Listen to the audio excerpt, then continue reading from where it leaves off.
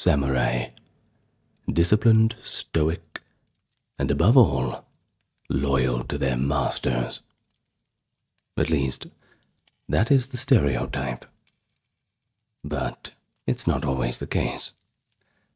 Not all samurai in Japanese history fit that popular image of the loyal retainer pledging his undying fealty. As a matter of fact, some of the most compelling samurai were outright rebels who openly defied emperors, shoguns, and even social norms. Let's take a few examples to start us off. Let's go to the 10th century, where we find a provincial warrior claiming himself a new emperor and setting up his own court in defiance of Kyoto's authority. Or the time when a band of masterless samurai once plotted to burn down the shogun's castle in Edo. These aren't just stories, but they're real historical episodes that reveal a hidden thread of dissent and defiance running through the samurai era. We're going to talk about them all in great detail. Not just these examples, but many more that we're going to get to in the hour or so that we spend together today. We're going to journey through the lesser-known rebel samurai, from the Heian to the Bakumatsu periods, who dared to step out and challenge the status quo. They had their own motives, all within that historical context, and it often blurs the line between heroism and treason, a line which perhaps you'll have to make up your own mind on. In any case, these figures, some celebrated, some condemned, they give us an example of how samurai ideals and political power clashed in practice. Of course, we will avoid the simplistic mythologizing of rebels as romantic heroes or mere villains. This isn't a story of good guys and bad guys. It's a lot more complicated than that. And I think by the end, you'll see them as complex figures, shaped by their circumstances. But of course, it's always good manners for me to welcome you to the channel. So welcome back to those returning, and hello, nice to meet you for anybody coming here for the first time. Now, if you've not hit that subscribe button yet, I invite you to do so, and leave your thoughts down below in the comments. Perhaps you can tell me what you think of the samurai. Also, this video is completely ad-free due to the generous contributions of those on the Patreon and the YouTube members section. Thank you very much. So let's sit back and enjoy. And learn something, of course. Now it is best to take a chronological approach, and we find ourselves first in the Heian period. Now, if you are not familiar with Japanese historical periods, we find ourselves in the years of 794 to 1185. Now, this is a time remembered for a rather elegant court culture. A lot of the very unique things about Japanese culture sort of springing up from this time, of course heavily influenced by their Chinese neighbors. But it also witnessed the first armed uprisings of samurai agents against central authority. I'm sure that's what you're more interested in. So, the most dramatic case was that of Taira no Masakado, a regional warlord in eastern Japan. In 939, Masakado seized control of several eastern provinces and proclaimed himself the new emperor, appointing his own governors in open insurrection against the Kyoto court. Do remember that in that time Kyoto was the traditional capital of Japan, nowadays of course being Tokyo. Now if you hear the word Edo, that is the old word for Tokyo. This unprecedented act, a samurai declaring a rival state within Japan, well, it managed to quite rattle up the imperial government. Masakado leveraged his distant imperial ancestry to legitimize his rule. But this bold gamble was short-lived. By 940, loyalist forces hunted him down, and he was killed in battle, his severed head sent to the capital as proof of his defeat, and he's powerless without his head. Masakado's rebellion, known as the Tengyo no Ran, was the first recorded uprising of a samurai against the throne, but it also gave birth to legends. You see, it's kind of one of those stories where the fish keeps getting bigger. People claimed that Masakado's angry spirit caused plagues and earthquakes, and even today, a small shrine in Tokyo marks the spot where his head was buried, a reminder of how seriously Japan took the threat of vengeful rebel ghosts. Now, if you have watched my video about Japanese ghost culture and ghost lore, I discuss this in a little bit more detail. So if you want to know a little bit more, then perhaps that's your next stop. Masakado's revolt happened to coincide with another rogue samurai uprising on the opposite side of the country. Fujiwara no Sumitomo, an ex-court official turned pirate leader in the West, made a secret pact with Masakado to divide Japan between them. Typical pirate activities, I suppose. In 939, just as Masakado rose in the Kando region, Sumitomo launched his own rebellion in Iyo province, which nowadays we call Shikoku, raiding provincial capitals and even torching Daizaifu, the government headquarters in Kyushu. His pirate fleets spread across Taira along the inland sea and western coasts. These twin crises, Masakado in the east, Sumitomo in the west, it stretched the imperial forces to their limit and exposed how fragile Kyoto's control over the provinces had become. Ultimately, Sumitomo was defeated in 941. He was captured and executed after a naval battle at Hakata Bay. The court was understandably relieved, and they portrayed both rebels as mere bandits driven by personal grudges. Yet near-contemporary accounts, near-contemporary, not quite contemporary, for example, the Shomonki, hint at a deeper cause of all this. You see, we have things like local power struggles, family feuds, and the grievances of provincial samurai, who felt that they were somewhat shut out by an aristocratic government. These first rebels were not motivated by any lofty ideology. They rather sought autonomy, revenge, or just old-fashioned ambition. But their actions presaged the rise of regional warlords in later centuries, which of course would become a hallmark of Japanese history in that Sengoku period. Well, in the Heian world, they were anomalous outlaws, I suppose, but in hindsight, Masakado and Sumitomo, they were more pioneers of a new assertiveness of the warrior class. It's also worth noting that even within the famous Genpei War, that is 1180 to 85, at the end of the Heian period, there were rebels among the samurai. For example, Minamoto no Yoshinaka, also known as Kiso Yoshinaka, started as a loyal commander in the Minamoto uprising against the Taira clan. But after capturing Kyoto, he defied orders from his cousin Minamoto Yoritomo. Yoshinaka's arrogance, plundering the capital, and scheming to dominate the court led Yoritomo to label him as a traitor.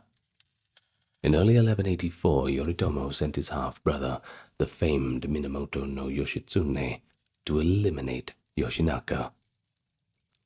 I hope you're keeping up with all the names. I'm doing my best to pronounce them as well as I can.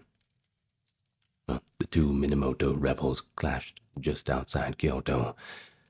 Yoshinaka, he got the short end of it. He was defeated and killed.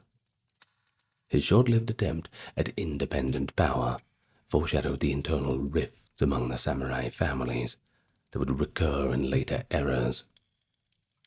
Even Yoshitsune himself, became a kind of rebel samurai. You see, after helping to win the war, he fell out with his brother Yoritomo and was hunted down as a traitor, forced to flee, and eventually they got him and killed him. Bad luck, I suppose. The Genpei War. It's often told as a tale of heroic loyalty, but within it we see these samurai disobeying commands and pursuing their own agendas. A reminder that rebellion, I suppose, is often just a matter of perspective. Each individual within a rebellion has their own causes, I suppose. But in the eyes of Yoritomo's new Kamakura Shogunate, Yoshinaka and later Yoshitsune were renegades, even though their stories are shaded with tragedy and sympathy in literature. And thus, by the end of the Heian period, the idea that a samurai might turn against his liege or the central authority was firmly embedded in historical record, and anybody with memory of that certainly might have some ideas put in their head. So let's move on and look at the Kamakura Shogunate. You see, with the establishment of that in 1192 under Minamoto no Yoritomo, you might expect samurai rebellions to cease. Now that the warriors were the government, let the good times roll, Well, I'm afraid not. The Kamakura period, which running from 1185 to 1333, I should mention, I do apologize, well, it saw its share of internal uprisings, and had revealed quite a few tensions within this new warrior regime. A mere generation after Yoritomo in 1213, the shogunate's stability was rocked by the Wada Rebellion. Wada Yoshimori, a senior samurai, who had been a staunch ally of Yoritomo, began to grow estranged from the Hojo clan, the family of Yoritomo's widow, by the way, who seized regency over the shogun.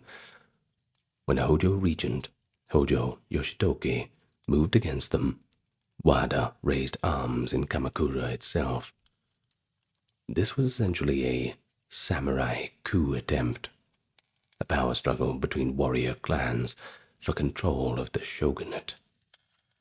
The rebellion culminated in a fierce battle in the streets of Kamakura, with Wada Yoshimori's son, Asahina Yoshihide, legendarily bursting through the Hojo clan's great gate on horseback to attack their stronghold. Sounds very Dynasty Warriors, doesn't it? Well, maybe wrong country, but you know what I mean.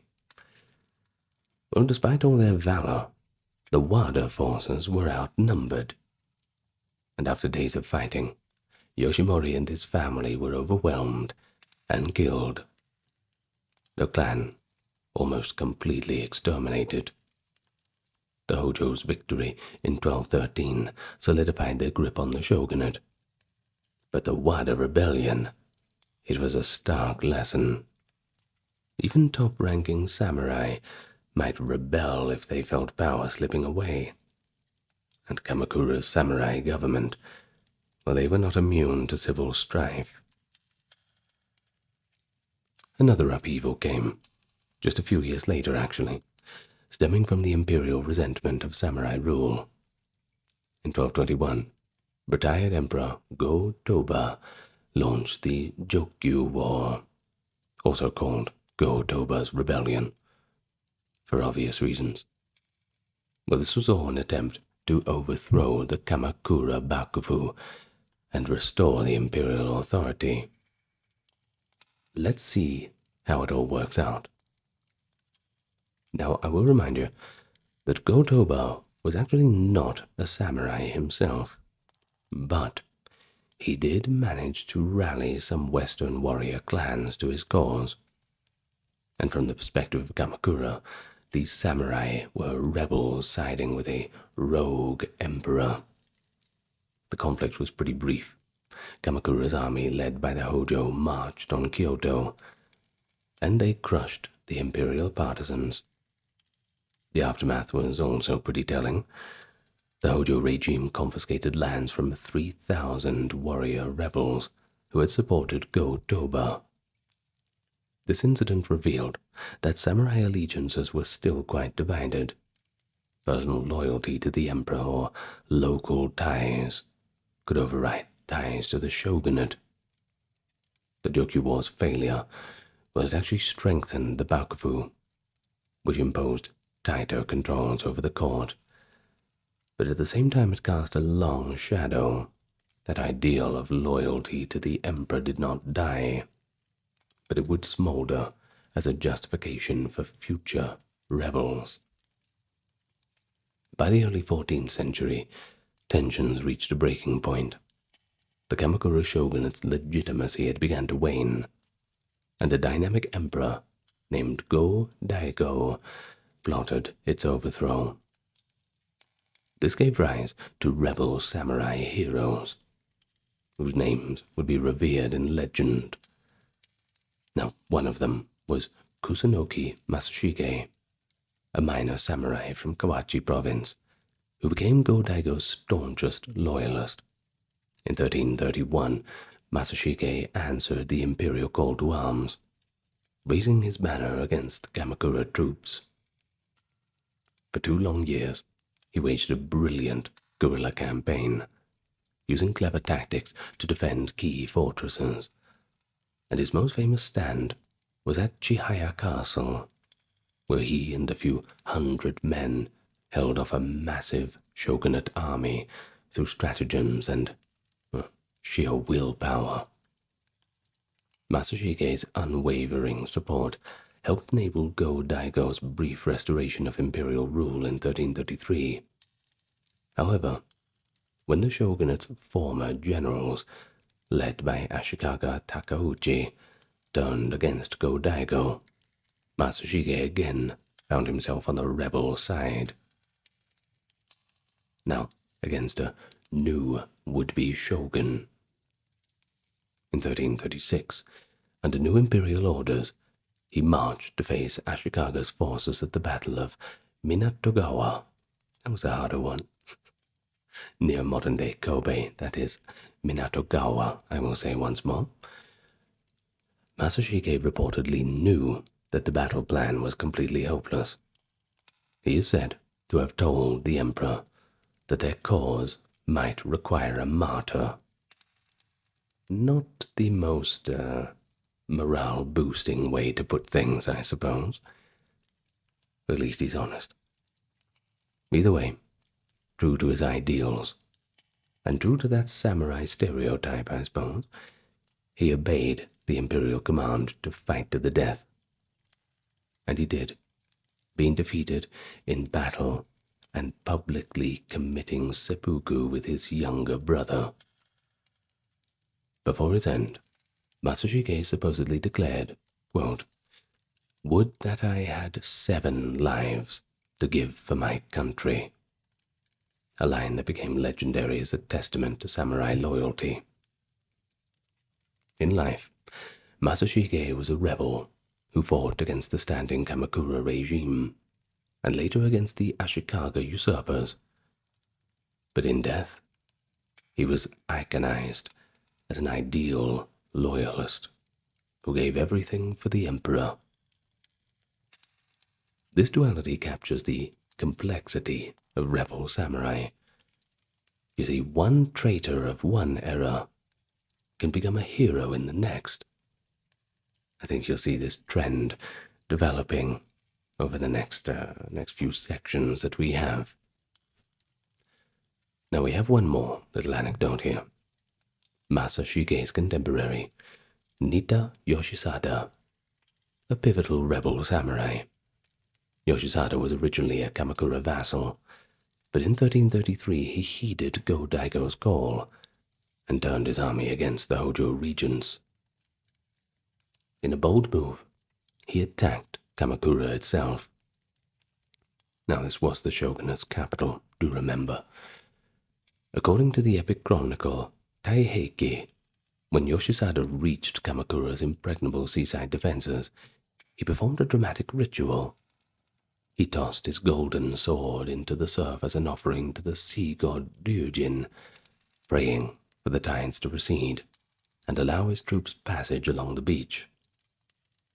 Well, lo and behold, legend has it that the sea miraculously ebbed, opening a path for Yoshisada's forces to enter Kamakura and overrun it.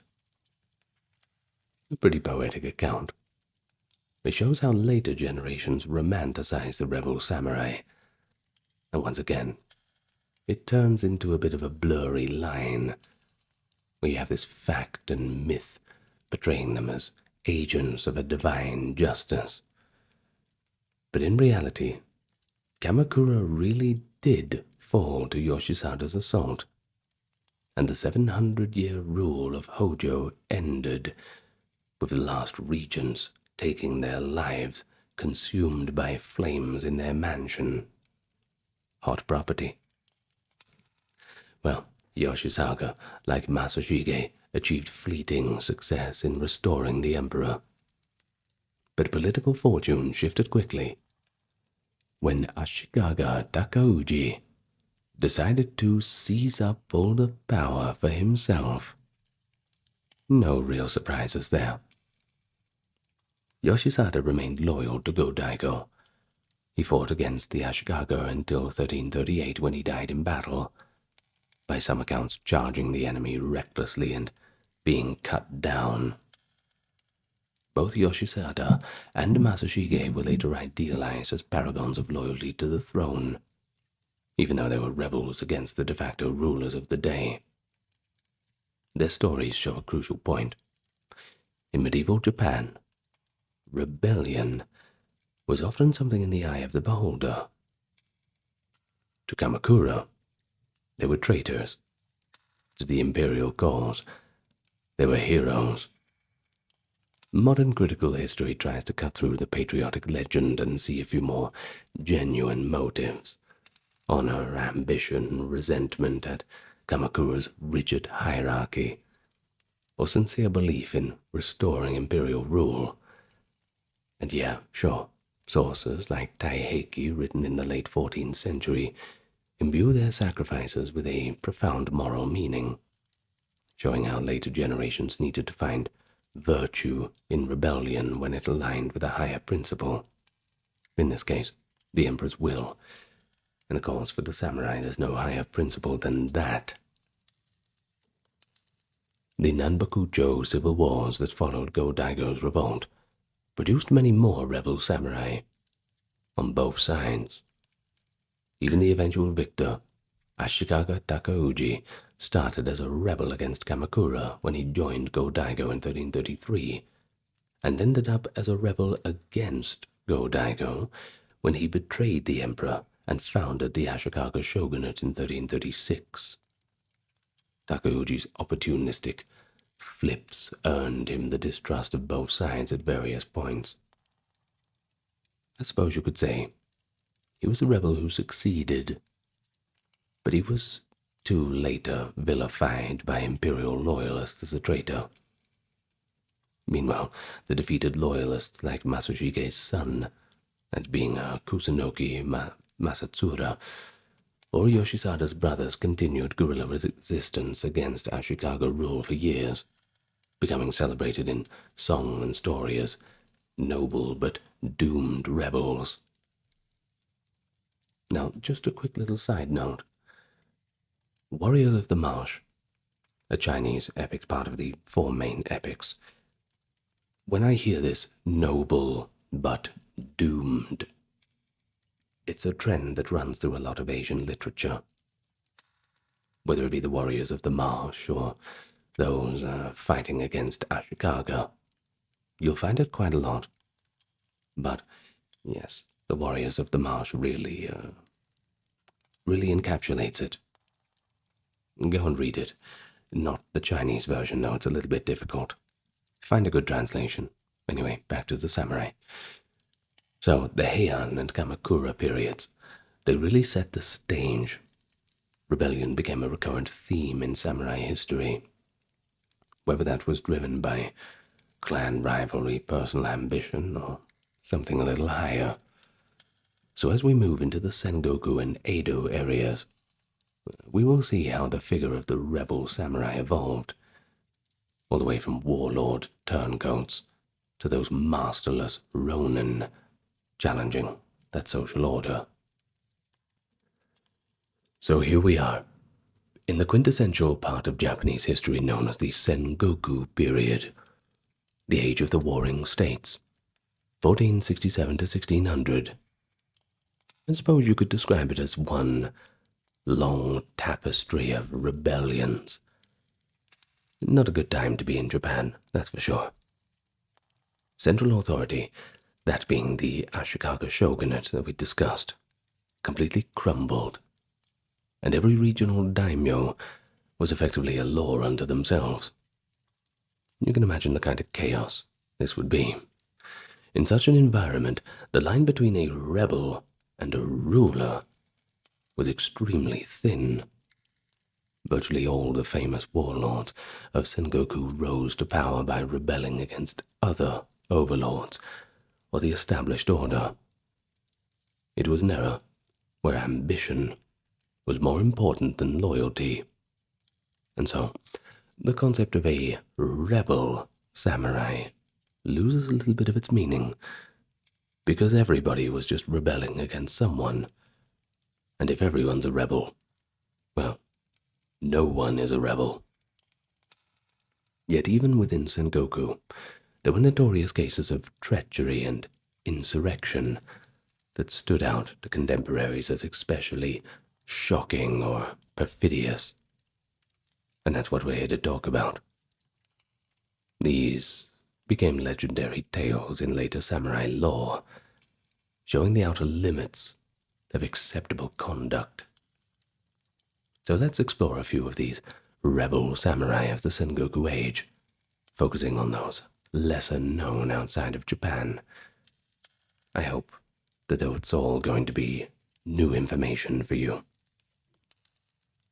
Let's start with the famous turncoat, Matsunaga Hisahide, a scheming warlord of the Yamato province. Hisahide was so notorious for betrayal that later writers depicted him as the archetypal treacherous retainer, a quote, great schemer, who would switch sides at the drop of a hat. Originally a senior general under the Miyoshi clan, he betrayed his lords and seized power in Yamato in the late 1560s. Later he submitted to Oda Nobunaga, the rising hegemon from Owari, but he just rebelled again when the opportunity rose. Old habits die pretty hard. In 1573, Hisahide briefly allied with other Oda enemies, and then double-crossed them and joined Nobunaga when their coup faltered. Nobunaga, who valued results over scruples, forgave his duplicity, for a time at least. In 1577, Matsunaga Hisahide made one last bid for independence, rising up in arms against Nobunaga's rule. And this time Nobunaga did not quite have the patience for him. He retaliated, fiercely, besieging Hisahide in his own fortress at Shigasan. Facing defeat, the aged Matsunaga resolved to die on his own terms. In a dramatic finale that became legend, Hisahide blew himself up along with his prized tea kettle, rather than either let his life or his treasured tea utensil fall into Nobunaga's hands. Now I know it's a bit confusing, but tea utensils were immensely valued by warlords. Nobunaga had coveted Hisahide's famous kettle called Hiragumo, or Flying Cloud. According to law, when Hisahide committed seppuku, he smashed the tea vessel and ordered his head to be destroyed, denying Nobunaga any spoils. His son, that's right, his own son, carried out the grim wish by cutting off his own father's head and leaping from the castle walls with it in his hands. Such a grisly end. It cemented Hisahide's reputation as a defiant rebel to the bitter end. But while certainly not a sympathetic figure, some even called him a turncoat and an arch-traitor, Hisahide became a staple villain in popular culture, proved that the Sengoku era celebrated cunning but still abhorred outright faithlessness. In a time of endemic treachery, he was remembered as uniquely treacherous. One might even admire a certain dark Bushido in his finale. He upheld a personal sense of honor, even though it was a little bit twisted, by not letting the enemy triumph over his legacy. No discussion of Sengoku betrayal is complete without Akechi Mitsuhide, whose act of rebellion altered the course of Japanese history. Mitsuhide was a general under Oda Nobunaga, In 1582, at the height of Nobunaga's power, he suddenly turned on his lord in an incident known as the Honnoji Affair.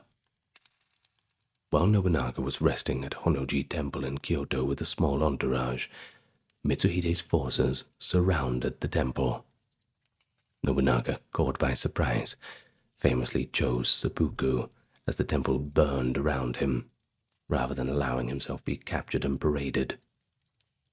Mitsuhide's treachery was stunning. Nobunaga had been on the brink of unifying the nation, and this betrayal cut him down in his prime.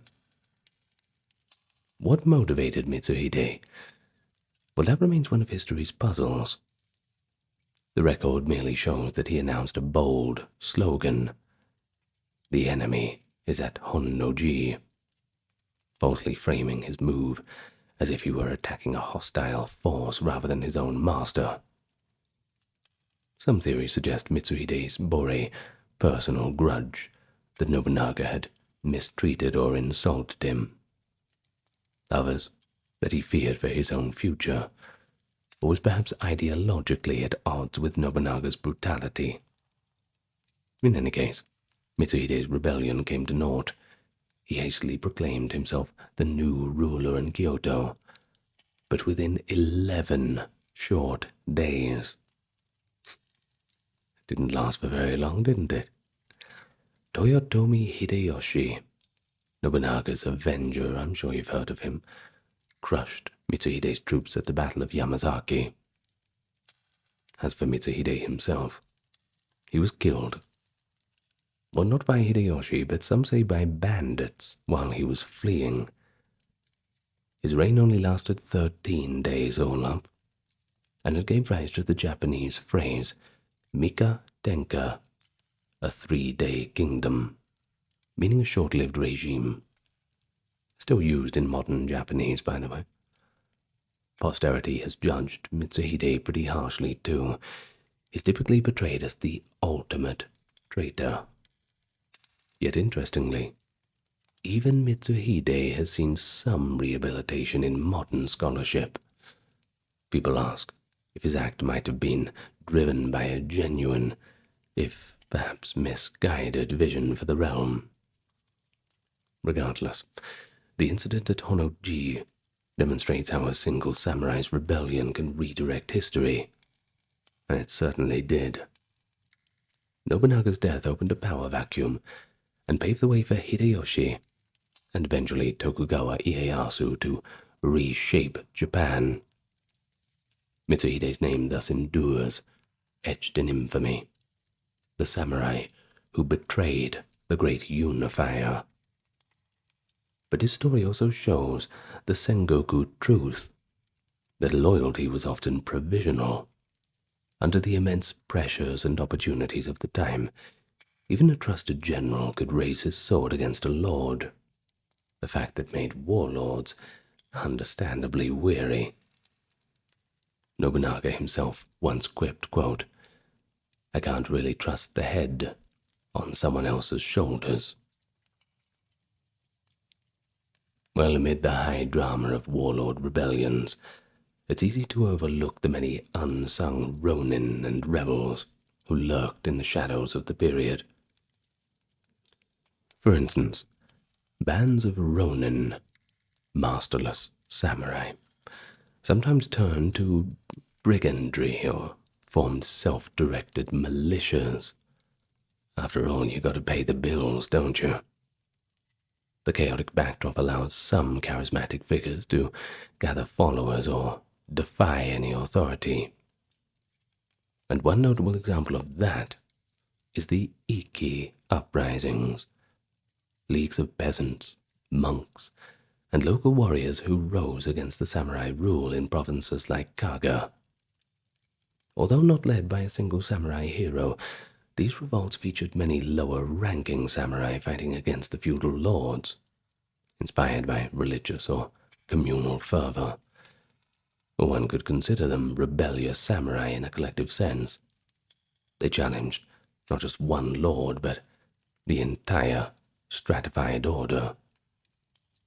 Similarly, the Saika Iki, a coalition of warrior monks and pirates in the Ki province, resisted Nobunaga's armies fiercely, fortified by their gunnery and navies. Their leaders, such as Suzuki Magoichi, who's, by the way, more of a folklore figure, perhaps multiple individuals represented by one person, were samurai by training, but essentially rebel captains who answered to no daimyo.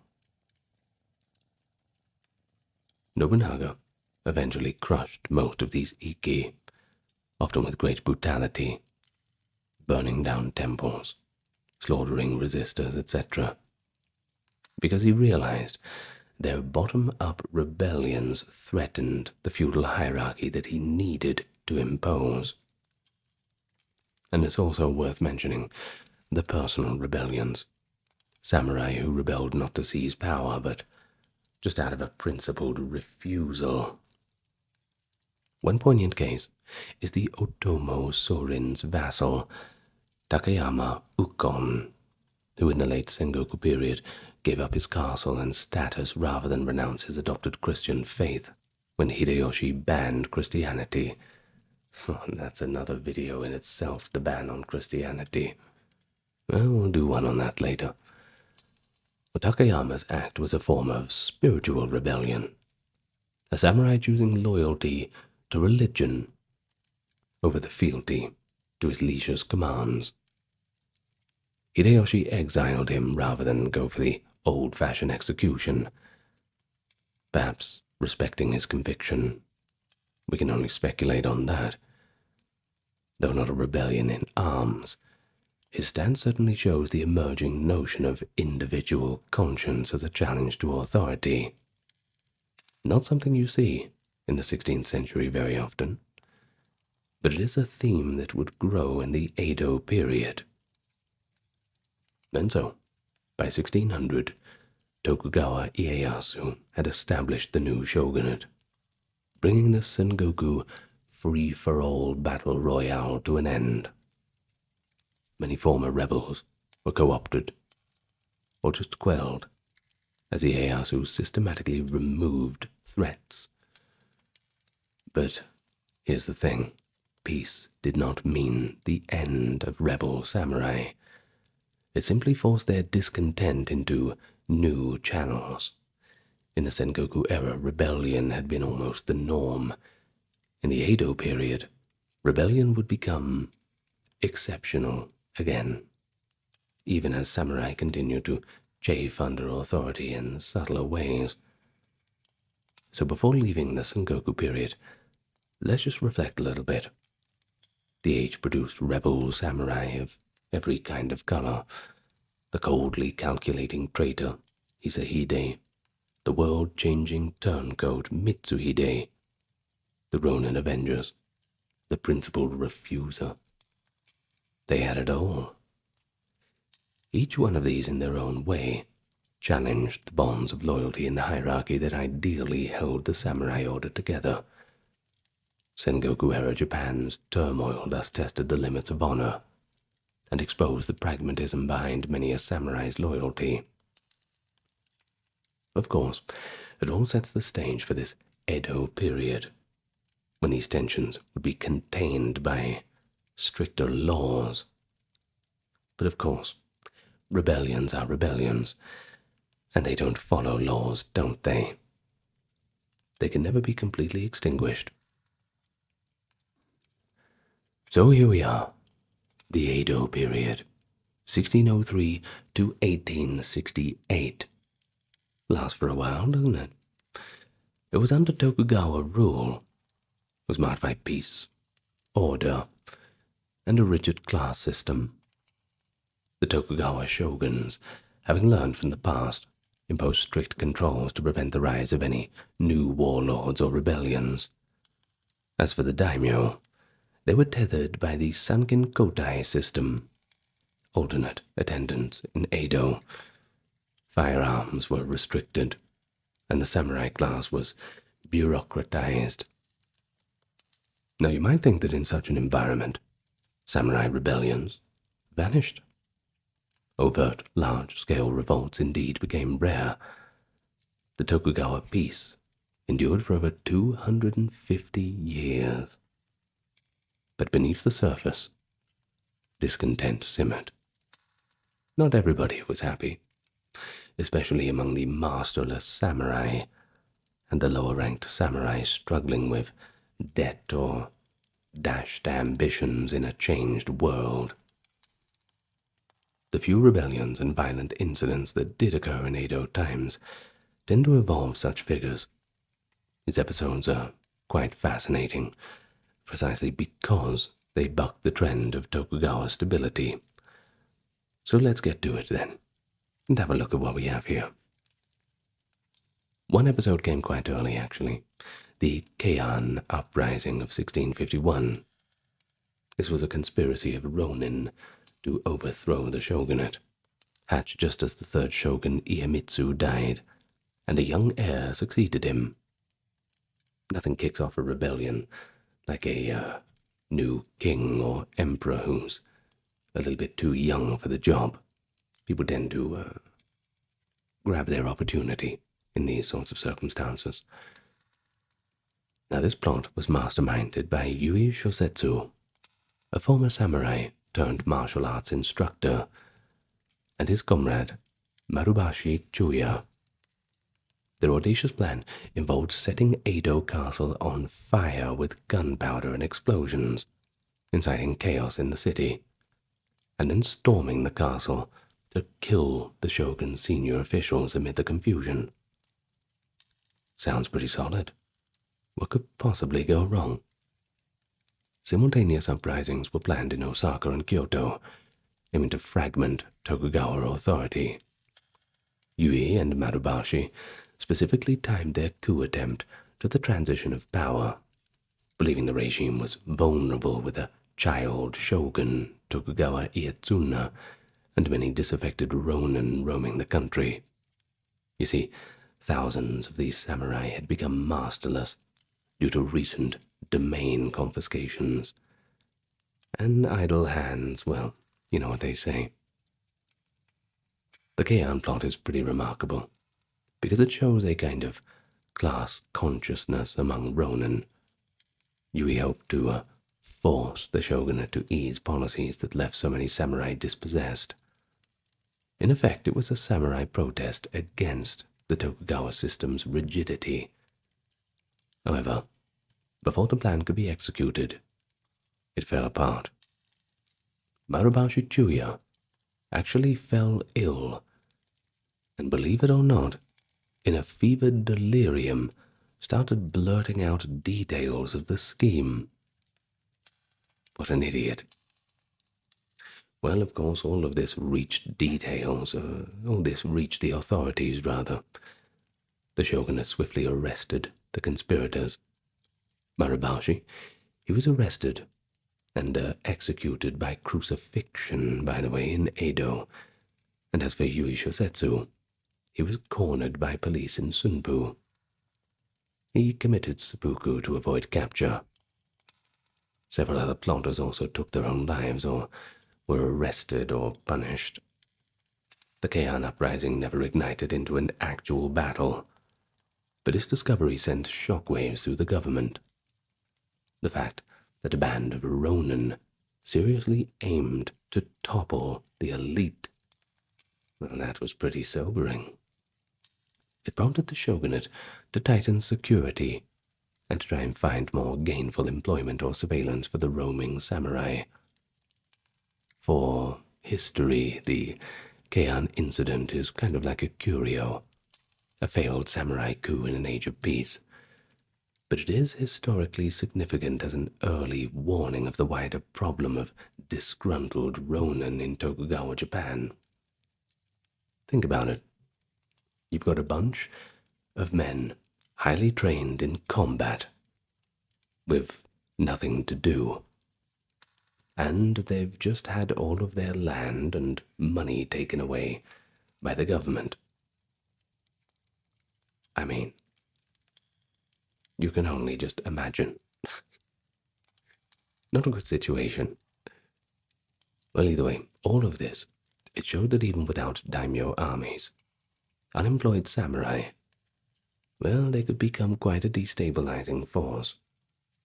By the 18th century, the Tokugawa regime had grown even more stable and hierarchical. Yet one famous incident, quite early actually, in 1703, showed that samurai honor could still erupt in brutal violence. Like the case of the 47 Ronin, or the Arco incident. This was not a rebellion to change government, but a revenge vendetta, carried out in defiance of the law. When Lord Asano Naganori of Arco domain was unjustly provoked and ordered to commit seppuku, after he drew his sword and injured a court official, Kira Yoshinaka, inside Edo Castle, his retainers were left masterless and understandably bereaved. 47 of Asano's top samurai swore to avenge him, even though the Tokugawa law forbade vendetta without permission, which is quite funny, because making a law against taking revenge against people, well, it just seems like a silly law, doesn't it? Anyway, could you believe that? The government making silly laws that don't make sense. Crazy. Well, they patiently waited and plotted for almost 2 years. And then, on a night in January 1703, they struck. The 47 Ronin attacked Kira Yoshinaka's mansion in Edo. They found him. They killed him. And then they found 40 of men and killed them too. They were pretty sure that this was a good way to reclaim their lord's honor. Well, after accomplishing their mission, they surrendered themselves to the shogunate's authorities, fully aware that they had committed a capital offense. Now, it's an interesting one, isn't it? The incident captivated public imagination. Commoners of the time lauded the Ronin for their loyalty and bravery, even as the authorities had to uphold the law. In a delicate judgment, the shogun ordered the 46 surviving Ronin, one had been sent off earlier in a task, to commit seppuku rather than be executed as common criminals. Now, this is something interesting, because it allowed them to die honorably, satisfying public sentiment while reinforcing that private vengeance was still illegal. The 47 Ronin incident is often romanticized as the pinnacle of samurai loyalty in Bushido, but at its heart, it was an act of rebellion against the shogun's justice system. The Ronin took the law into their own hands, essentially saying that honor mattered more than obedience to Tokugawa edict. It shows a tension between samurai virtues and the rule of law. Tokugawa officials were certainly uneasy. Sure, the Ronin upheld samurai honor, but if every samurai did that, well, it would breed chaos. Over time, of course, the tale was mythologized. Countless plays and stories, often glossing over the fact that these men broke the peace. Yet the true power of the story is that it forced Japanese society to grapple with conflicting values. The 47 Ronin were at once criminals, murderers, but also paragons of fidelity. The incident shows that even in an orderly society, samurai were willing to challenge authority for the sake of a personal moral code, and that's a theme that would resonate more and more in the 19th century. So as the Edo period wore on, economic strains and rigid social rules contributed to localized eruptions of rebellion, often involving lower-ranking samurai or Ronin leading commoners. One example is the Oshio Heihachiro's revolt in 1837. And what about Oshio? Well, he was not a high samurai. Actually, he was a former city magistrate, kind of a low-ranking official in Osaka, and a Neo-Confucian teacher. Profoundly moved by the suffering of the poor during the Tenpo famine, he was quite outraged by the indifference and corruption of officials and merchants who hoarded rice while people starved. After trying and failing to get the authorities to provide relief, he decided that he had to take things into his own hands. February 19th, 1837, he and a small band of followers launched an uprising in Osaka. Oshio set fire to his own house as a signal, and then he led his men to attack local government officers and liberate the rice warehouses to feed the hungry. His intent was kind of a righteous rebellion. It wasn't for personal wealth or fame, it was all for the people. A samurai-led insurrection against unjust officials. For a brief moment, flames and chaos engulfed Osaka. Around a quarter of the city actually burned. However, Oshio's rebellion was, in his own words, a great act of desperation. The insurgents were poorly armed and few in number, essentially a small urban riot, and of course they were quickly outmatched by shogunate troops and merchant militias. Within less than a day, the revolt was crushed. Oshio fled with his son into the hills. Surrounded and with no hope of escape, the two took their own lives by setting their hideout hut on fire and perishing in the flames together. In the aftermath, the shogunate executed or punished dozens of his sympathizers. Yet the shock of a respected former official turning against the establishment, well, that was something that couldn't quite be ignored. Oshio left behind a manifesto explaining his motives, essentially accusing the ruling class of moral failure. This rare instance of samurai activism on behalf of commoners, well, it was a sign of the deepening cracks in the Tokugawa order. By the 1830s, inflexible policies, disasters, and foreign pressures were eroding the old system, and men like Oshio felt compelled to act on their conscience, even if it meant rebellion.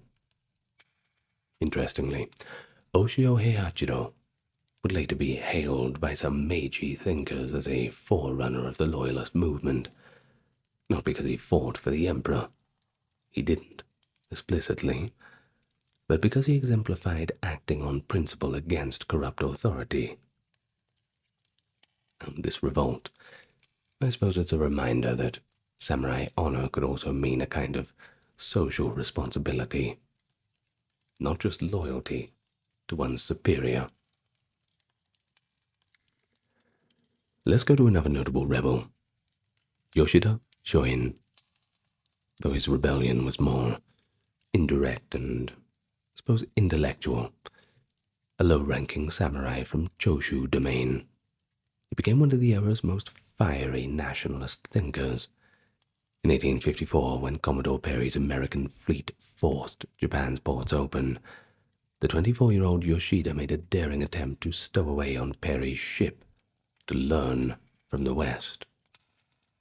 Well, violating the shogun's laws of seclusion, of course. He got caught, and he was thrown in prison. Pretty shocking act for the time, but he was released a few years later. He immediately began advocating for overthrowing the shogunate in order to expel the foreign barbarians and restore power to the emperor. He even plotted to assassinate a high shogunate official. His target was the same Naosuke who orchestrated crackdowns on dissent. The plot was discovered, and he was executed in 1859 at the age of 29. Although Yoshida's uprising never really materialized, it was more of a martyrdom, and his teachings inspired many younger samurai, including several from Choshu and other domains, who would carry forward the Sonno Joi, revere the emperor, expel the barbarians. Yoshida Shoin can be seen as a rebel teacher. He rebelled against the intellectual passivity of his fellow samurai. After his death, his followers like Takatsuki Shinasaku and Ito Hirobumi played their own roles in the anti-Tokugawa movement. Yoshida's legacy shows how rebellion was now becoming linked to a more political ideology.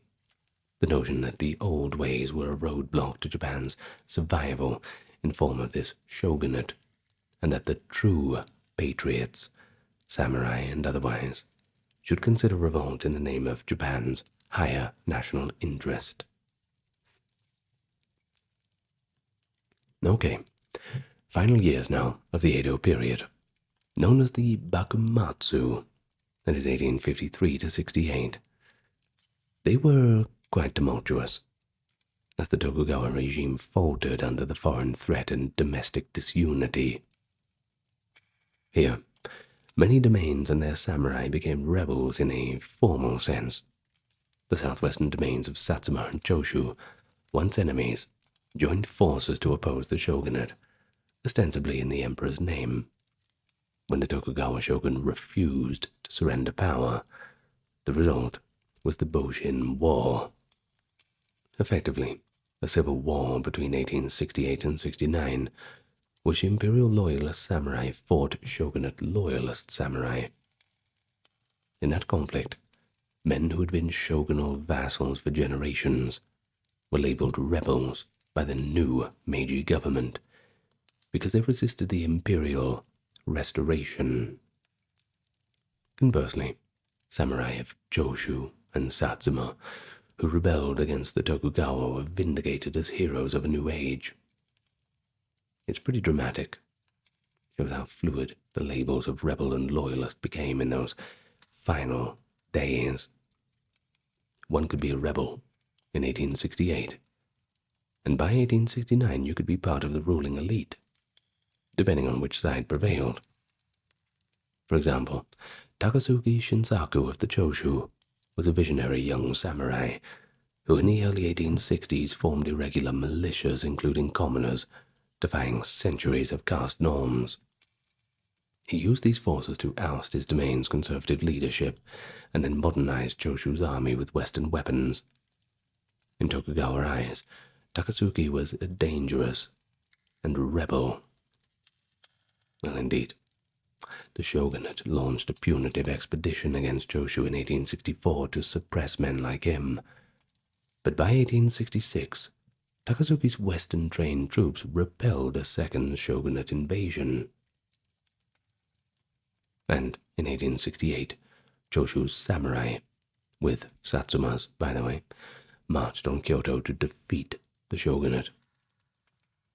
Takatsuki, however, died of illness in 1867, just short of seeing victory, but his protégés helped triumph. Thus his rebellion became the new norm, the Meiji Restoration, and his once radical ideas became policy. Similarly, Sakamoto Ryoma of Tosa Domain, a Ronin who brokered the Satsuma-Choshu alliance, spent years as a fugitive from shogunate police. He was a rebel in every sense, advocating replacing the shogunate with a unified government under the emperor. When he was assassinated in late 1867, he died an outlaw. Months later, the new Meiji government lauded him as a pioneer of the new order, The Bakumatsu period churned out many such figures.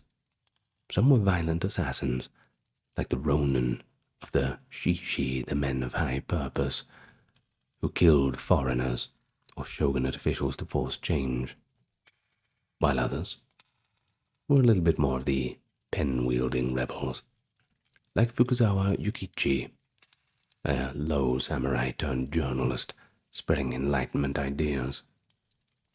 I suppose the pen can cause a lot more damage. Well, all in their own fashion, challenged the old samurai role. No longer content to simply serve, they pursued broader missions. And eventually, everything began to change. But the ultimate irony came once the new Meiji government was established. Many samurai rebels found themselves now in power, tasked with dismantling the very class and privileges that had defined them. I'm sure work was pretty slow. The samurai class was completely abolished by the 1870s. Stipends were cut, and Western-style conscript military replaced samurai armies. This led to the final Samurai Rebellion in 1877, led by Saigō Takamori of Satsuma, a man who had been instrumental in overthrowing the shogunate and building the Meiji state. Saigō, initially a top general and elder statesman in the new government, became disillusioned with the direction of Meiji reforms. Of course, in particular the marginalization of samurai, and what he perceived as the moral decay and Western excess in Tokyo. Resigning his post, he returned to Kagoshima, where thousands of unemployed former samurai flocked around him, resentful of lost status. When the government tried to curb their private military academy, well, conflict sparked. Saigō, by then a legendary figure, reluctantly led the samurai in revolt against the very government he had helped. The Satsuma Rebellion was a fierce but doomed last stand. Swords and old muskets of the samurai rebels against the modern conscript army, filled with new rifles and cannons. Yes, cannons. The silent killer. After months of guerrilla fighting in Kyushu, Saigō's forces dwindled. In September of 1877, he encircled at Shiroyama. Saigō Takamori and his remaining men charged to their deaths. Saigō was mortally wounded, and reportedly had a comrade assist in his seppuku. With his fall, organized samurai resistance to the new order completely ended. The government initially branded him a traitor, but such was Saigō's popularity that soon after his death, he was actually pardoned and iconized as a more tragic hero, the true last samurai. And yes, the Tom Cruise movie, I know. Of course, he became the subject of poems, paintings, and later a famous bronze statue in Tokyo's Ueno Park. As one Western commentator noted, Saigō was a leader in the Restoration who, quote, later rebelled against the weaknesses he saw in the imperial government that he had helped to restore. His story neatly symbolizes the arc of rebel samurai, from a loyal rebel fighting a corrupt order to a disillusioned rebel against a new one, always guided, one hopes, by a personal moral compass. And so this rebellion was in a sense the epilogue to the samurai era, but it carries even in its failure a certain nobility, much like Masashige's, some 550 years earlier. Sure, it marked the end of the samurai and armed uprisings.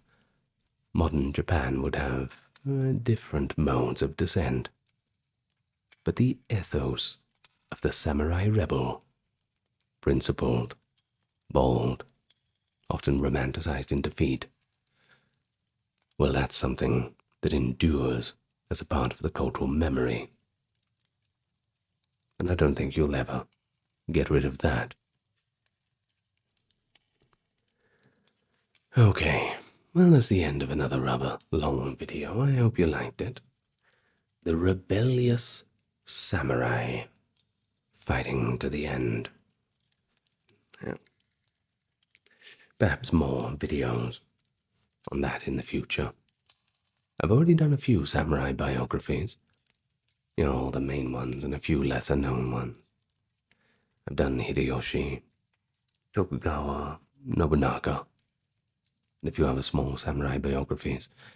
Saigō Takamori's Rebellion as well. I believe I've done a video about that. It would have been a while ago though. Anyway, I'm going to thank the patrons and supporters now. Kimberly, Christine, Sally, Ember, Susan, Cameron, Legitimus, Gary, Charlene, Lynn, Therese, Katiana, Nicholas, Ulfit, Near, Alexander, Charles, Christine, Dr. Neuro Nerd, Aaron, Jaden, Jim, Jeffrey, Jessica, Madeline, Melissa, Orthodox Review, Scott, Shell, Wendy, Josie, Sarah, Ryan, Thor, Cameron, Stefan, Kevin, HMSHH, Crystal, Talbury, Anthony, Lucy, Brandon, Gugu Bubonic, I think that's how I say it, Nicholas, Craig, Neftis, Alexander, Gokhan, Dorsey, Benita, and Claire. The list keeps getting longer, which is good. Thank you very much for your support. Well, everybody, here we are again. I hope you've learned something. I hope you had a good time with me tonight. And I will see you in the next video. Good night, everyone. Oyasumi nasai, as they say in Japanese. And I will see you next time.